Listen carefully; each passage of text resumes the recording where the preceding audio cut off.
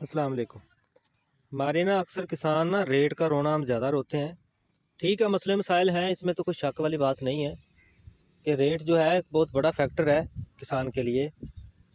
और लेकिन इससे पहले जो ज़्यादा ज़रूरी चीज़ें हैं ना, वो है कि आप अपना जो काम है वो कितने आसान अंदाज से कर रहे हैं।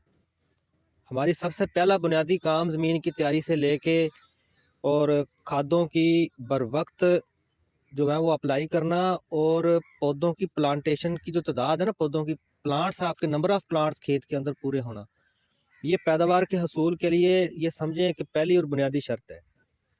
मोस्टली ये होता है कि ना नंबर ऑफ प्लांट्स पूरे होते हैं, ना खुराक पूरी होती है, पैदावार जो है वो मतलब उस लेवल की नहीं आ पाती।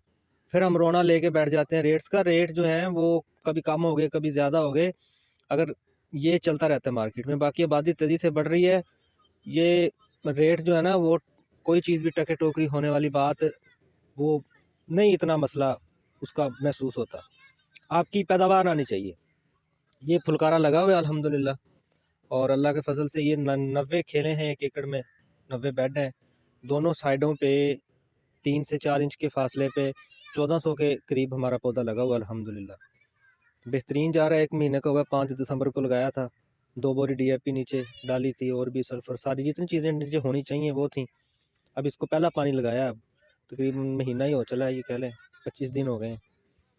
तो जिसने भी प्याज लगाया हुआ है अपनी फसल को संभालें।